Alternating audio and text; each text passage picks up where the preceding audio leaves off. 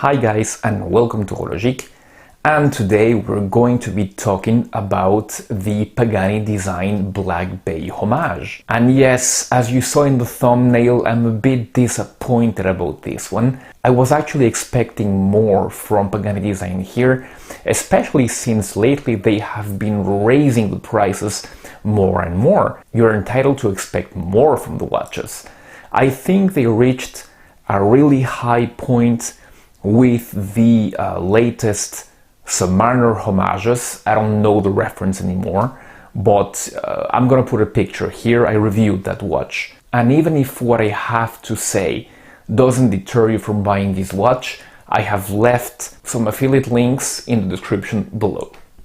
Okay, so let's see right away why I'm so disappointed. First point, let's talk about the dimensions of this watch.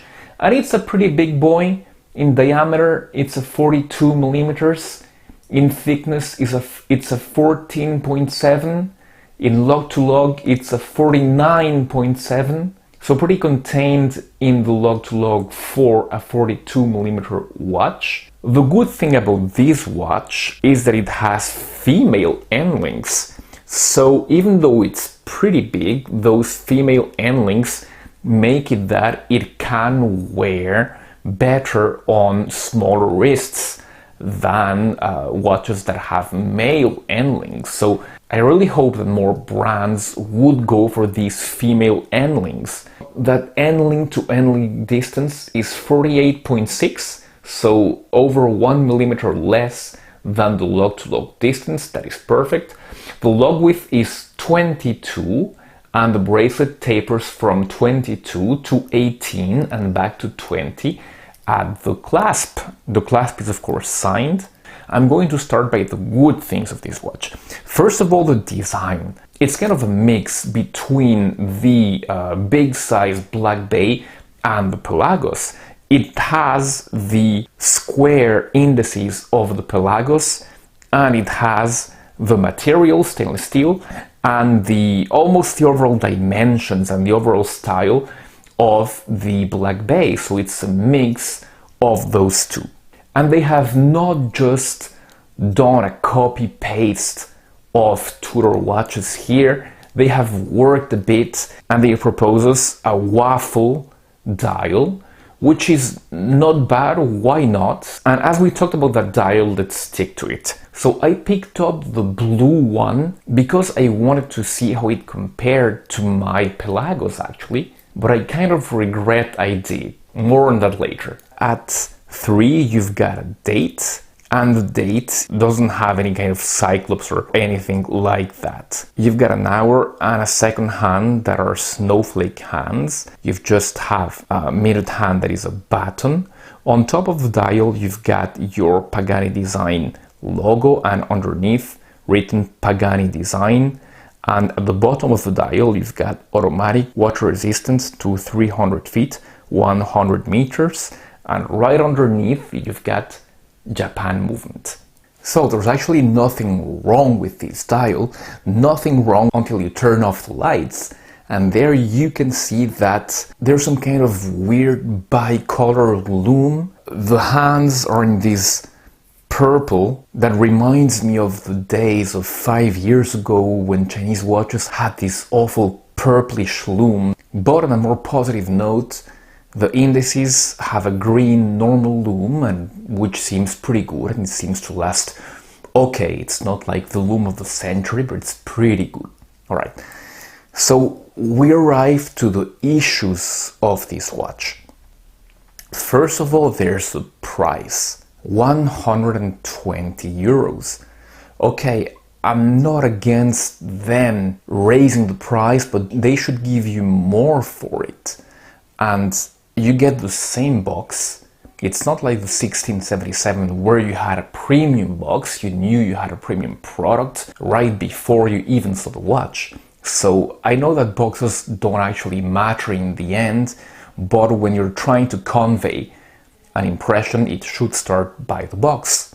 Wink, wink, Rolex. Second of all, in this version, there is a mismatch between the coloration at the base of the crown, which is red as you can see, and the rest of the color code of the watch, which is blue. And it looks pretty weird. It should match, and it does match on the other versions, but not in here. In the red version you get the old radium lume, which is much better and is uniform. You get the same color on the hands and on the indices. And then we continue with the case, and this might be the most disappointing aspect of this watch. You've got a nice polished bevel that is very nice, in keeping with the original Black Bay. You've got a brush finish on the top of the crowns, but when we get to the sides of the watch, there you see, this finish is bad. Really bad. I'm gonna put the 1677, so their own design, next to it, and you will see what the difference is here. The difference is huge. I mean, what happened? Did they use a steel sponge for these? I mean, I don't know, there is no excuse to get this kind of quality. It is very rough, it is unequal on the center compared to the sides, and you can actually feel it. When you get your hand on the sides, you can actually feel the roughness of the brushing. That is not good at all.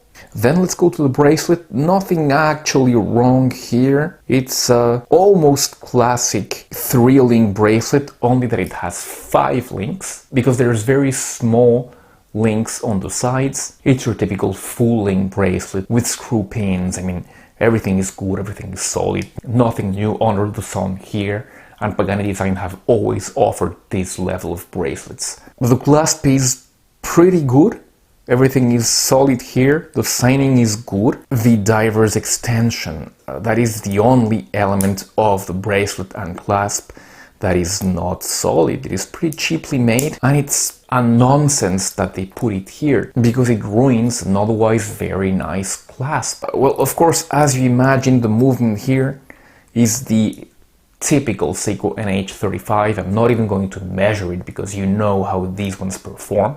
Yes, I forgot to mention, this is not a ceramic bezel insert. I don't mind, I don't care, as long as it looks good. That's not my problem with this watch. So Pagani Design have offered so much more for so much less.